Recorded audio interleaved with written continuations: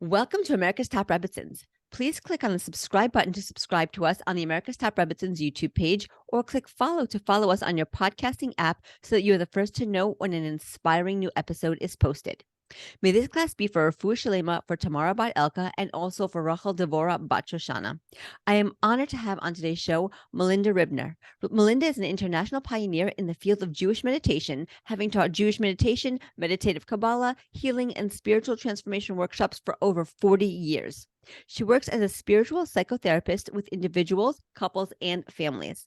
Mindy has been a Torah lecturer and a workshop leader for over 30 years. She is the author of 6 books on meditation, Kabbalah, spiritual transformation, and biblical women. Wow, you have done so much. Thank you so much for being here. Please tell us more about yourself and what you do. I think that bio pretty much said everything that I'm continuing to do, except I'm doing Zoom classes on meditation that are free and a YouTube channel. And I was doing last year, we studied duties of the heart on Zoom, which was quite important, relevant, meaningful. And this year we're working on what I call the empowered feminine, which is looking at the life stories of biblical women and seeing the choices that they made, often independent of their husbands, that took the world forward and actually saved the Jewish people.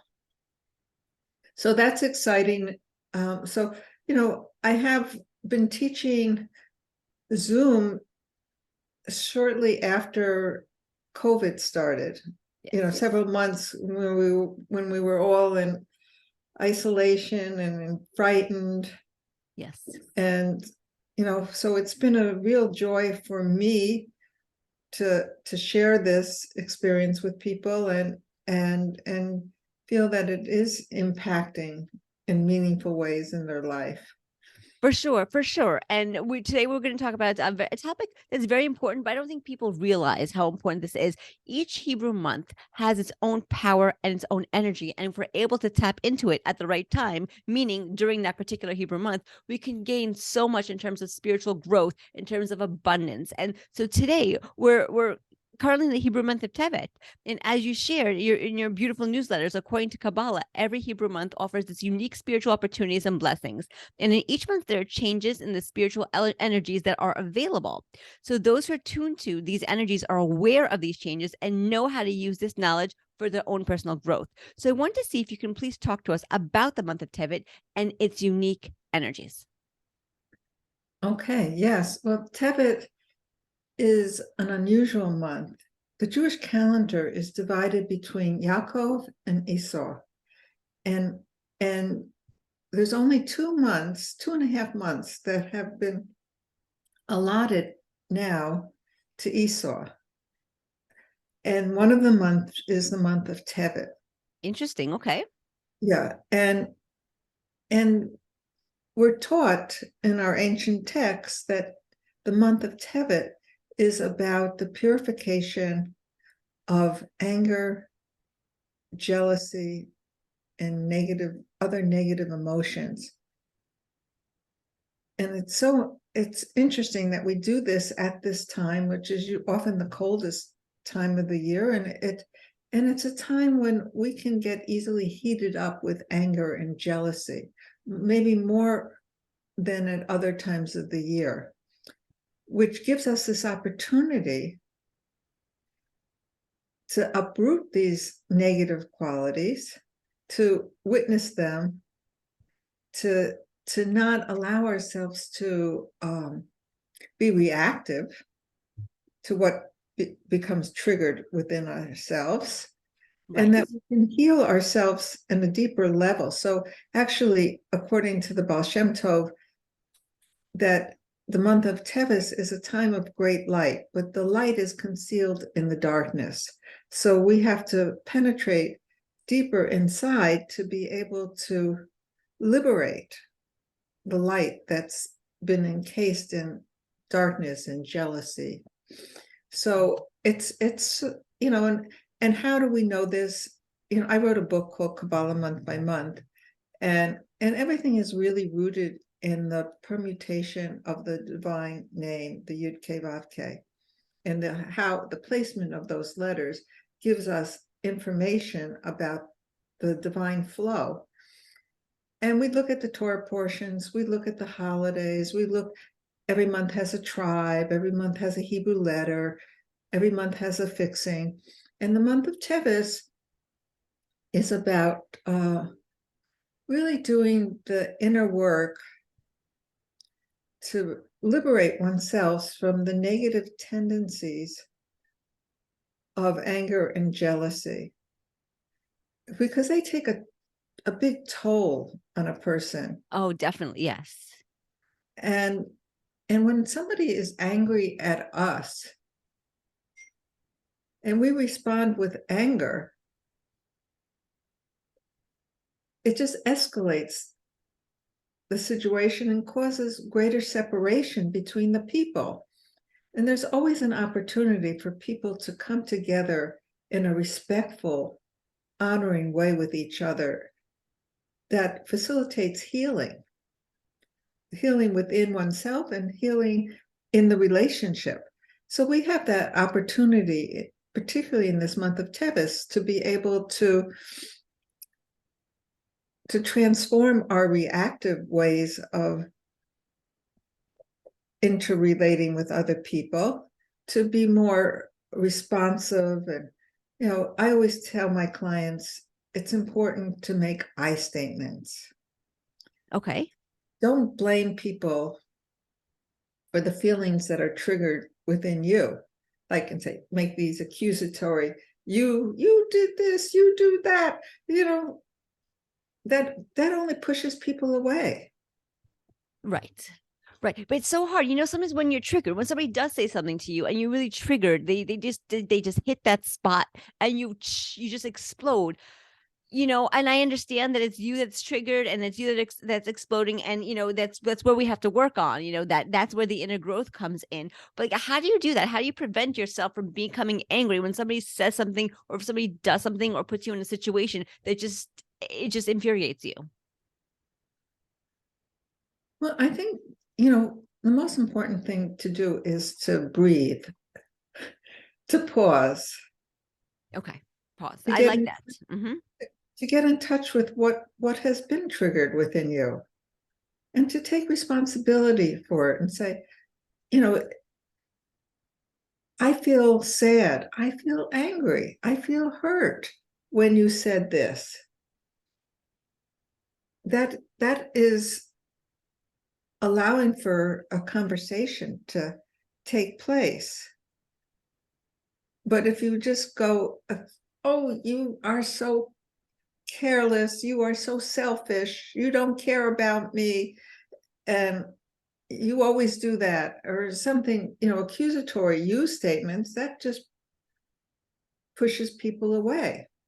So you have to, the other thing is to get in a habit of speaking in a soft voice. Okay. So okay, I take a few breaths, I get in touch with what I'm feeling,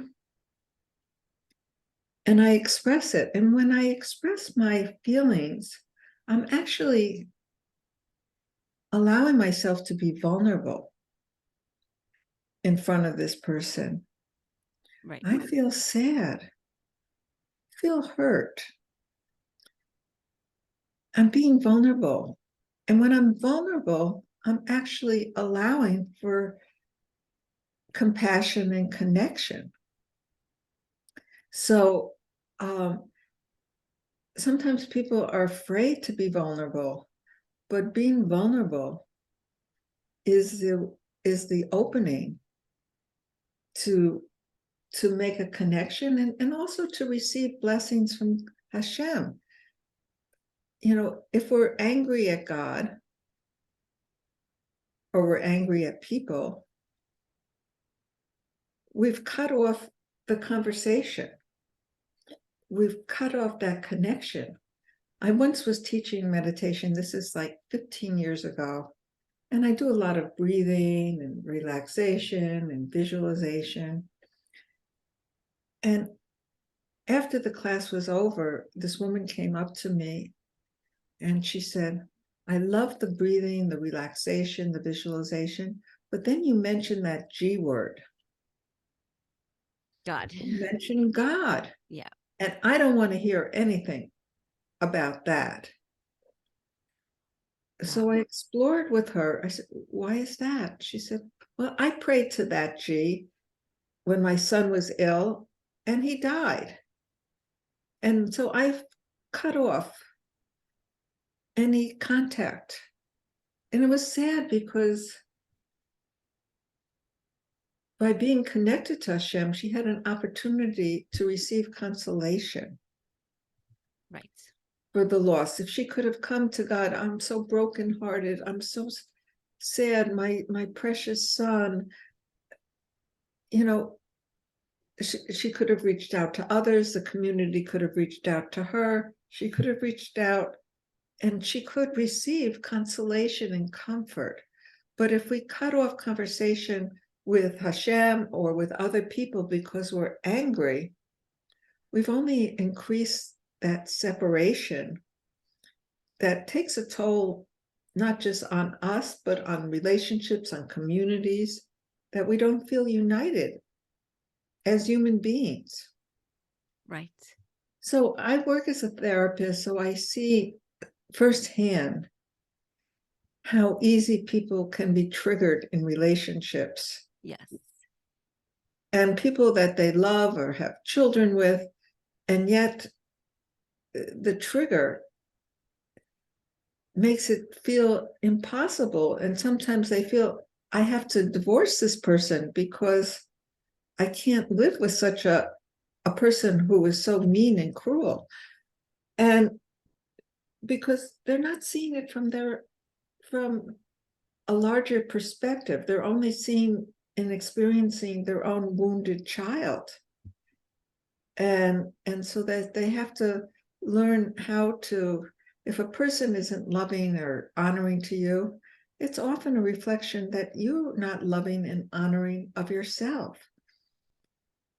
Right. Because people are mirrors. Like what we see in other people is really what we have within ourselves that we need to work on. It's such a fascinating concept. I love this concept because you know what? And a lot of times it's ugly. Like I'm being very honest. If you see like a negative character trait in somebody else, maybe they have a bad temper, maybe they're jealous, maybe they're selfish, maybe, maybe they're sloppy, whatever that is that you see in them, if it bothers you, if it irks you, it really means that you have that inside of yourself. And that's what you have to work on inside of yourself. And sometimes like we don't want to know. We don't want to know those negative, ugly details. We know it already, but we don't want it to be brought up to the surface. And those people, they bring it up, to the surface and it bothers us. And that's partially why we're triggered. And we should actually thank those persons. Yes. Thank you. I'm being aware that there's this part within me that I've been stuffing inside that actually wants to be heard, wants to be loved, wants to be accepted. A lot of times people think that they can stuff feelings inside and they go away. No, they don't. They take a psychic toll on you and don't allow you to really open. So by allowing yourself to feel what's there for you and to love and accept yourself, even with all of these negative feelings, and to not judge yourself, that's the Yetzer Hara that stands in judgment. When we connect to our own soul and connect to Hashem, we feel, I'm not perfect, but I'm loved. Right. I'm lovable. And I'm happy. I came here to do something beautiful and meaningful. And I'm not going to allow myself to be so critical of myself or to stuff my feelings. And that's the root of all kinds of addictions that people have. I don't want to feel how can I get rid of this feeling? Okay, I'll eat, I'll watch TV, I'll smoke, I'll play video games, I'll do whatever, because not to feel the woundedness of our own little child. So if that child within us is crying for attention, for love, who is the best person to give that child that attention? It's us. For sure. And you bring up an amazing point. I think a lot of people struggle with this, and some people don't even realize that they're struggling with it, because they're just so used to it. It's just normal.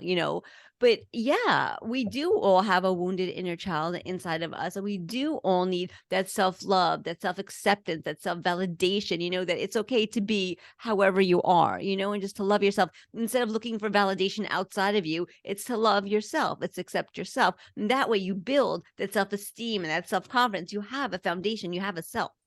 Exactly. And looking for it outside of yourself is never going to fill the empty spaces within you, because Right. people can praise you and say how wonderful you are. But if you don't resonate with that, that actually makes you feel worse. That's what unfortunately, we see so many people who are famous and they seem to have everything that the world provides, and then they commit suicide Yeah. because it just magnifies their own inner emptiness, and they don't know how to deal with the emptiness that they feel inside. And I have this series on my YouTube from Duties of the Heart, and one of the most important lectures I gave is only God can fill those empty places. And True. so you have to find a way to anchor yourself in that which is greater than your limited sense of your personal self. And so learning to love yourself is very basic, and we do learn that if we have received love from our parents, but too often people didn't get that that foundation of unconditional love early on. Right. Right. So then that becomes a challenge. That's the thing. And I look at people sometimes, listen, people come from all different families. Nothing is anybody's fault. Everything is by design from God. So it's for sure nobody is at fault. But sometimes you see people who were raised by these wonderful, fantastic parents. They knew how to talk to the child. They knew how to parent the child. They knew what to do with the child when the child got hurt, when the child did something wrong, when the child did something right. They kind of knew. And that child has been raised with self confidence, with self love, with self esteem. But then you have like really the opposite. Maybe the parents weren't present at all, or maybe they were present, but maybe they were abusive. Maybe they yelled every time the child left their socks on the floor, or maybe maybe they were physically abusive or emotionally abusive, or they just didn't know how to talk to the child. They didn't praise them. They did nothing, and then that child grows up to be like a walking wound, for lack of a better terminology. And Right. when you don't know better, you can't do better. We don't know what we don't know. And that's the crazy part. We don't know what we don't know. If we don't know how to talk to other people, if we don't know how to talk to ourselves and give ourselves that self-nurturing, that self-love, we legitimately don't know. It's not that we're bad people. We just legitimately don't know. So what I want to try to help people see, if they legitimately don't know, like I want to try to help them, give them the tools, maybe two or three tools or strategies that they can implement in their lives. Just how do I love myself? How do I build myself? How do I validate myself? Like, what do I do? How do I find what I need within myself without going to you or going to him or going to them and saying, love me, validate me, or even worse, like you said, taking drugs or drinking too much or playing video games all the time. Like, how do I fill that void in myself? Yes. Yeah. And usually if you have the void in the self, people bond in marriages with people that they think are going to love them, like Yeah. they never were loved before, but they find that the person that they bonded with is just as wounded as they are. Mm-hmm. True. And so it's no accident. So there's opportunities, I think, where a therapist can really be helpful to help people who are married or people who are single to do that healing work. of learning how to love themselves, and really learning how to open to Hashem's love, which is really the only love that is real and authentic. But we each have that capacity to feel that. But, I'm always telling my clients, give yourself a hug. Hug yourself, breathe, say sweet things to yourself. I like that. Affirmations. I was actually recently learning about affirmations. I'm taking a class, and in that class, they were talking about affirmations. I was talking to my daughter about it this morning. She was upset about something, and I just told her, repeat to yourself affirmations, even if you don't believe them. It could be anything. I am kind. I am sweet. I am neat. I am good. And they have them on YouTube. They have people saying affirmations. They say it, and then you repeat after them. And it's really, it seems silly in the beginning. I'm not going to lie. It seems silly in the beginning. But if you do it for 21 days, because it takes 21 days to form a habit, it actually works. And you start believing what you're telling yourself, even if you don't believe in the beginning. But the affirmation, you have to know, is really the truth of who you really are. Deep, deep down inside. Yeah. I once, many, many years ago, I don't do affirmations now, but many, many years ago, I was doing affirmations for myself. And every day I would have this affirmation. And I would say, Mindy, which was my name, my nickname, I am loving and lovable. That's beautiful. I love that. I am loving and lovable. And what was so interesting to me, in not so much time, people came up to me and started to say, Mindy, you're so loving and lovable. And I thought, wow, this is powerful. Wow. Because I absorbed, I knew that really is the truth of who I am. I am a loving and I am a lovable person. But I didn't always feel that way Right. because, things weren't working out in certain relationships. So, but, if you recognize that the affirmation really is who you really are. And I like that. Yeah. we masquerade in thinking so little of ourselves. True. And and we have to come back to recognizing, uh, the gift that we have of being a human being with a precious divine soul. We have to, when we realize really who we are, who cares what other people think about us who don't have that kind of clarity within themselves? We keep looking for people to love and approve us, but they don't love and approve themselves either. So how can they love and approve you? So we all have to do that. Everybody has to do that inner work of loving, accepting themselves, and wanting to be the person God created them to be. Exactly. It's right. You're right on point about that. And then I want to see if we can tie this into Tevet, because Tevet, you were saying that now is the time. This is a month we really have like that access, the spiritual energy to help us achieve this. To help us love ourselves more, get rid of the anger, affirm ourselves, like get rid of all those negative feelings and tendencies. Yeah, and I think the way out, which is in the story of Joseph, which we read in this parsha, here he was sold into slavery by his brothers, and life was not so easy until he became the head of Egypt. Yes. And when he talks to his brothers, he says, don't feel guilty, don't feel afraid, understand it was God who was directing my life. And he could forgive because he knew that everything that he went through had a higher purpose. sometimes we don't know this at the time when we're going through a challenge. We don't always see what the growth opportunity there is and what the purpose of it was. And we can feel angry at people, we can feel angry at Hashem. We just as that in the story that I told you. But if we realize that as human beings, we don't have the entire picture. Right. We only have our self-interest, our limited self-interest. So we could say, I said this in the group,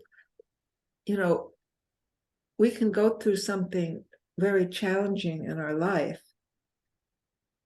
And after we recover, we come to understand, I grew through that and I can be helpful to people because I know that experience that they're having now. So I can deepen the connection. I can be of greater service. And who's to know that the soul didn't come into this world willing to undergo hardship so as to be able to serve other people?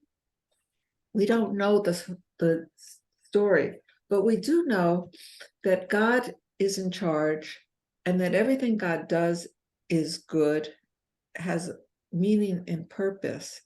And so it behooves us to reflect on that and to realize, they say that being angry and jealous is like believing in idols. It's like you want the world to be according to your self-interest. And who's to say that that's the best for the world? Right. So we have to have a larger perspective to understand that even the hardships, like Joseph had to go through hell to emerge and to be able to save the Jewish people. And this was all part of the divine plan, because Abraham received a prophecy that his descendants were going to be in Egypt. So all of this was just an unfolding of the divine plan. But if you were just to look at one event, you can say, oh my God, the Jews, they were in Egypt and they suffered terribly, but it was all part of the divine plan. So they went out and they took, they took most of the Egyptians out with them. Right.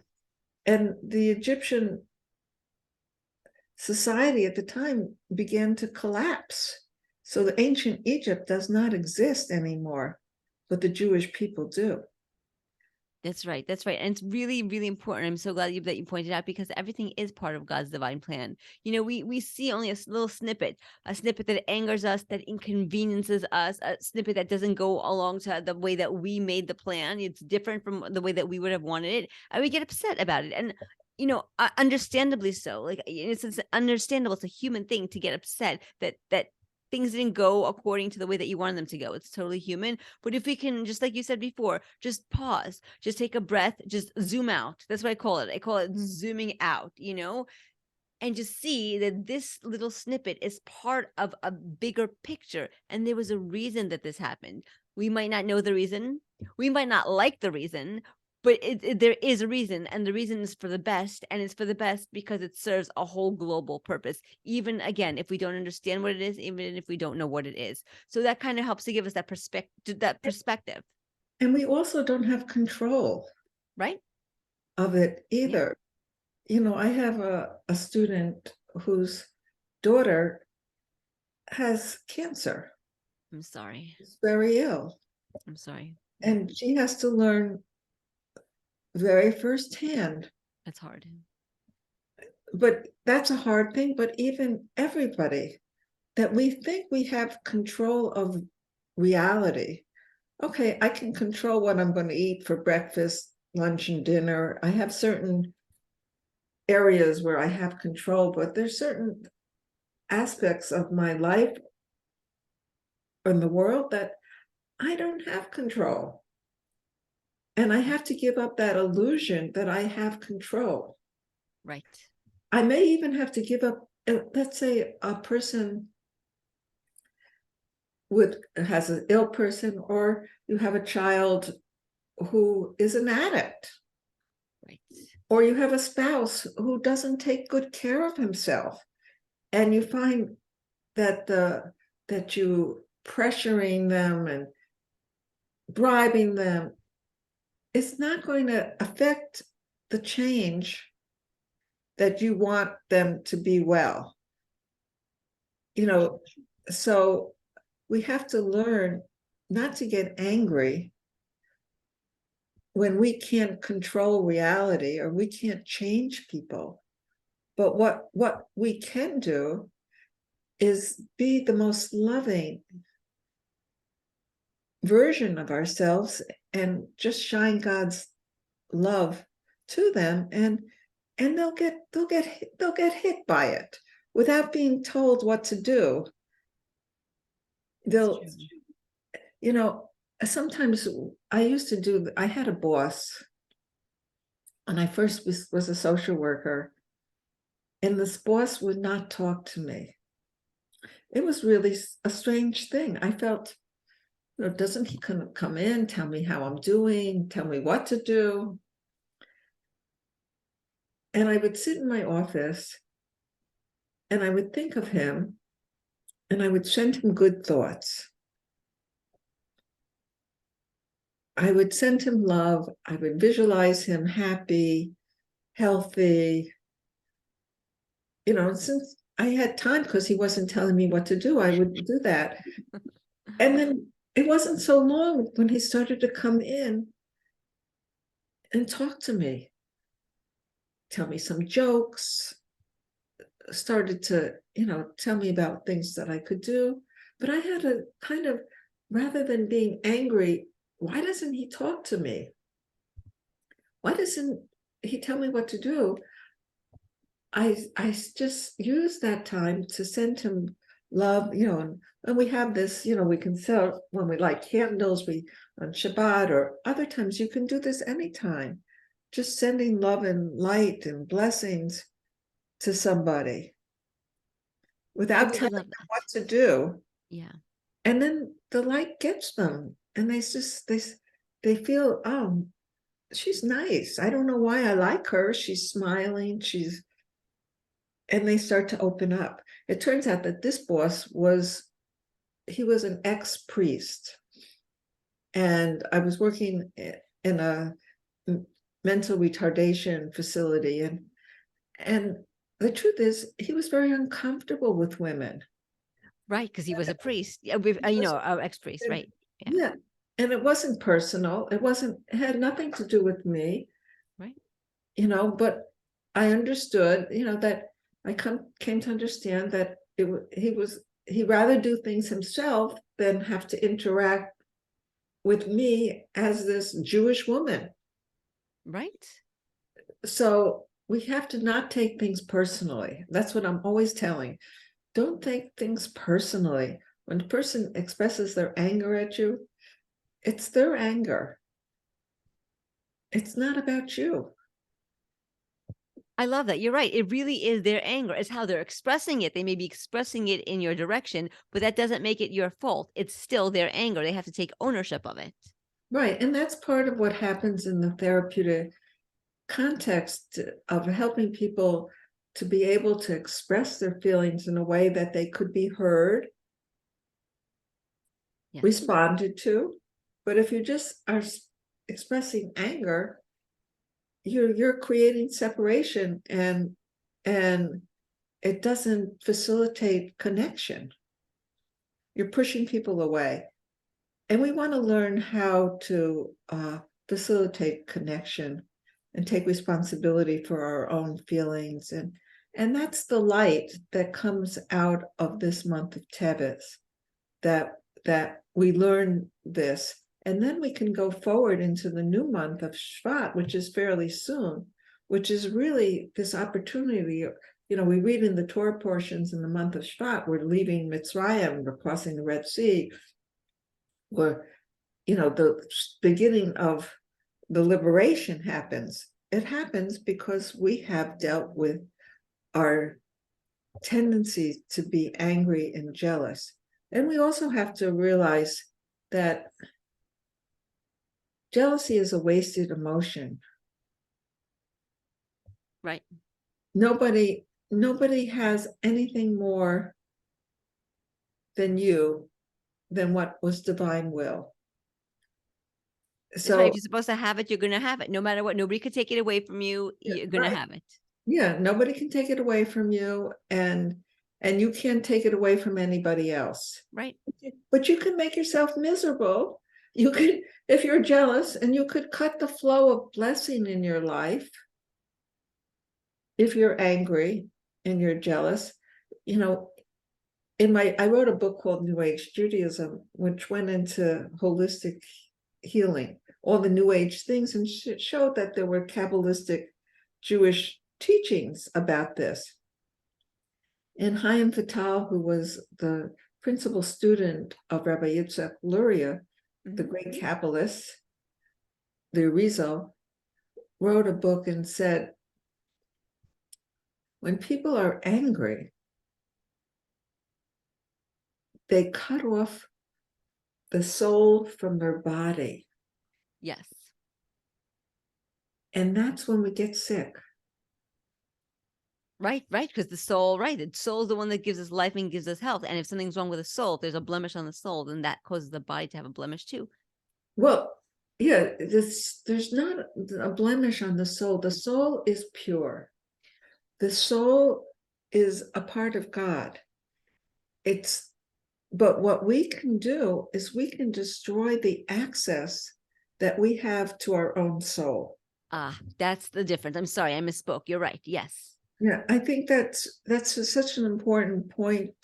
And we know when we have contact, that's why I'm teaching the meditation, because meditation allows people to experience their own soul. Right. And when they do, they feel love, they feel peace, they feel joy, they feel forgiveness. Everything is beautiful because the soul is a part of God. And unless we access our soul, we live in an imprisonment of the ego, of the Sahara. So it's just us being able to lift ourselves up and see what is real, the real truth. And I find meditation and prayer is that vehicle to do so. You know, everybody has certain mitzvot, may speak to somebody more than others, but that's the main purpose of meditation. And what distinguishes Jewish meditation from other forms of meditation is that Jewish meditation is really centered on Hashem, on God, and on accessing our connection and experiencing who we are beyond the personal experience of ourselves, that we have a soul. Right. And that's, who we are and who we will be when we leave our physical body. So it's so important that we strengthen our connection to our own soul, especially when things are challenging in the external world, that we can find that refuge and that peace and that connection within ourselves.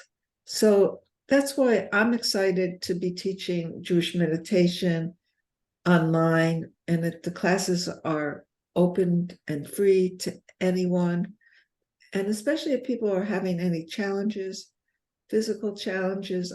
Just yesterday I was teaching and I wasn't feeling very well. I had some certain kind of discomforts in my body, but I was amazed. During the time of the meditation, they evaporated. It's amazing. They evaporated. So, and it's so restorative to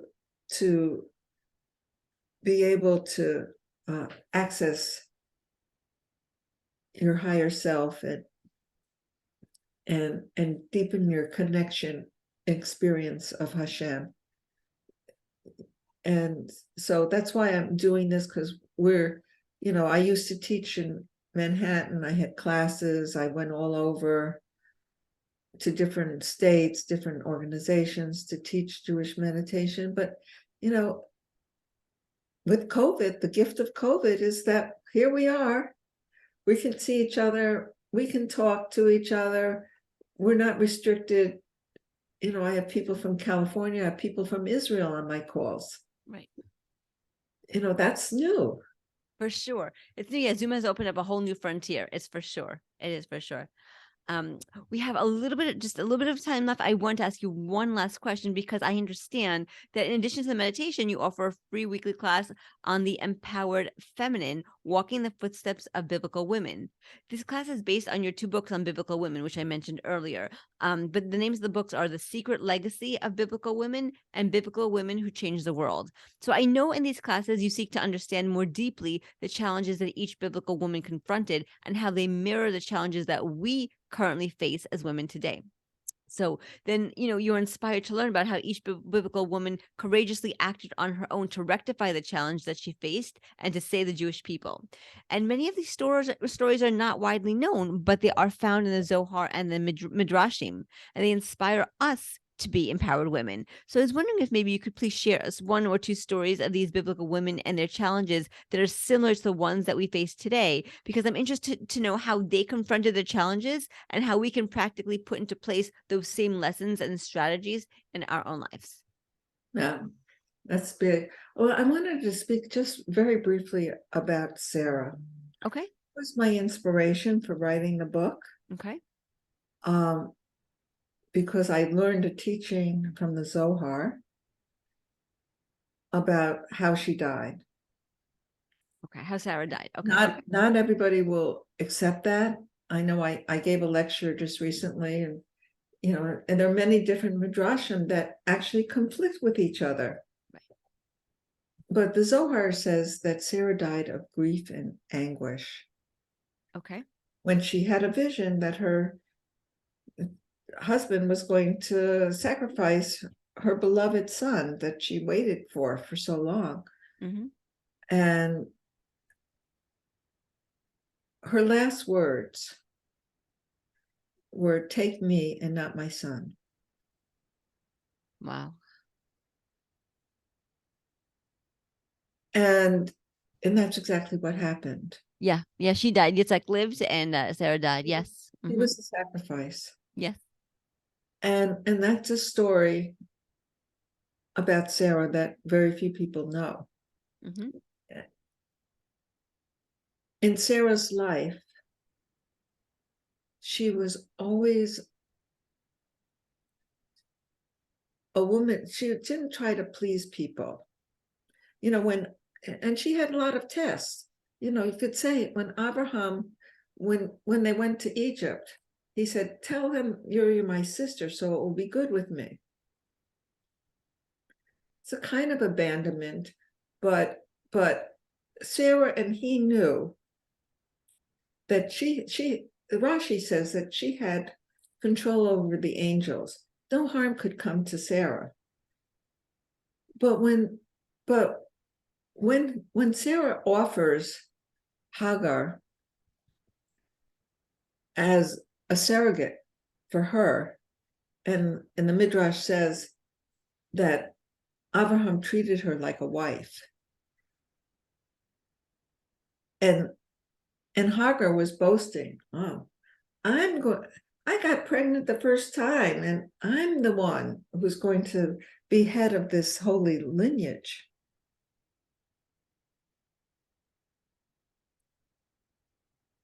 Sarah nipped it in the bud. Yeah. She went to Abraham and she said, "How dare you?" Basically, she confronted what was going on. Yes. And Hagar, and she was mean to Hagar. She put her in her place. Don't think you're. And then Hagar came back, and then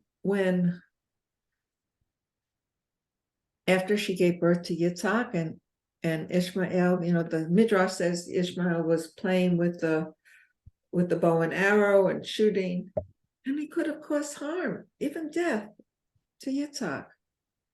Right. Sarah spoke up. She said,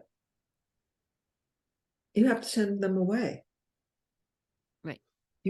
This was against the will of her husband. He loved both his children. But Hashem said, listen to Sarah. That's right.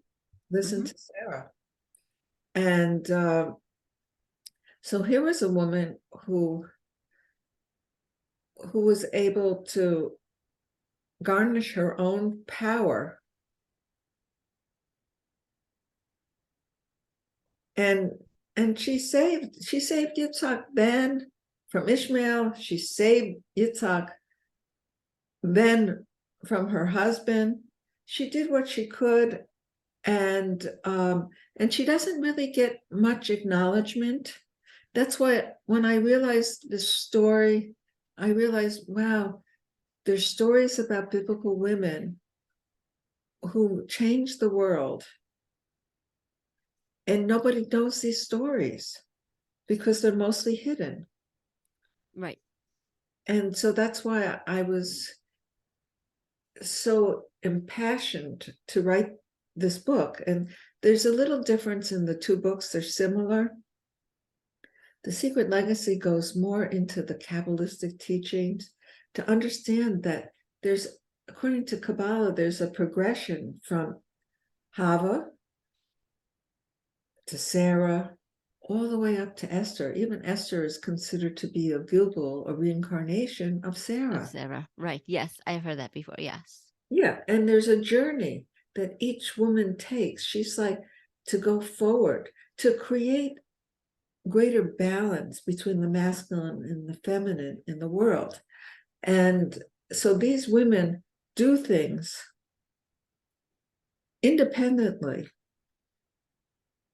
to help restore the balance. So it goes more into the Kabbalistic teachings.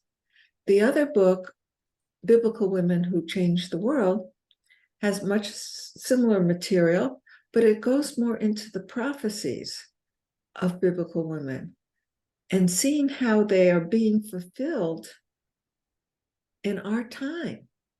And so it goes into the prophecies of Israel and of Rebecca, you know, the nations in her womb, you know, and the older one will serve the younger one. So we're seeing that when the Christians wake up and they start to realize that they cannot usurp the Jewish people, but that their mission is to support the Jewish people. The Christian world is Esav, and that their mission is to support Yaakov according to the prophecy of Rebecca. We're seeing that beginning of that fulfillment in our time, that the evangelical Christian community loves Israel. This is true. Much more than many Jews. Unfortunately, yes.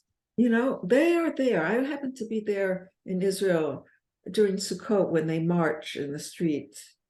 I don't know if you were ever there for that. No. It is inspirational. Tens of thousands of Christians from all over the world blowing kisses to the Jewish people, marching, expressing their love and dedication, and their money, and their, you know, they come even when it's scary. They come from all over the world. So I wanted to make this book available for Christians as well as Jews, because Christians don't have access to the hidden teachings. Right. They don't know these stories. And most Jews don't know these stories either. But they definitely don't have access to these stories. And I wrote this book in appreciation for their love of Israel. But it's, you know, I think what I came to realize, that it was biblical women who changed the world. Yes. That the biblical women were the ones who had the greatest impact on the Jewish people and on the world, and nobody told that story.